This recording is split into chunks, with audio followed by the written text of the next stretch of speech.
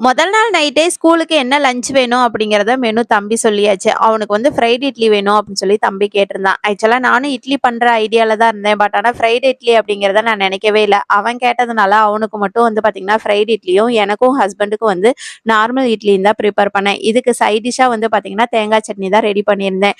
Fried idli செய்யறதுக்கு first இட்லிய வந்து நல்லா பாயில் பண்ணிட்டு எடுத்து சின்ன சின்ன பீசஸா நமக்கு வந்து கட் பண்ணி வச்சுக்கணும். அதுக்கப்புறம் ஒரு கடாயில எண்ணெய் ஊத்திட்டு கடுகு, உளுந்தம்பருப்பு, கருவேப்பிலை, வெங்காயம், பச்சை மிளகா, பூண்டு, கேப்சிகம் எல்லாமே போட்டு நல்லா வந்து வதக்கணும். அதுக்கப்புறம் வந்து பார்த்தீங்கன்னா, கொஞ்சம் உப்பு போட்டு கட் பண்ணி வச்ச இட்லியும் போட்டுட்டு, அதுக்கப்புறம் மஞ்சள் தூள், மிளகாத்தூள், இட்லி பொடி எல்லாத்தையுமே போட்டு நல்லா ஃப்ரை பண்ணிட்டோம் அப்படின்னா, சூப்பரான ஃப்ரைட் இட்லி ரெடி ஆயிரும். ஆக்சுவலா வந்து தம்பி தேங்காய் சட்னி ஸ்கூலுக்கு வேணாம் அப்படின்னு தான் சொன்னான். நான் தான் வந்து பார்த்தீங்கன்னா, தேங்காய் சட்னியுமே குடுத்து அனுப்புனேன் ஆப்ஷனலா.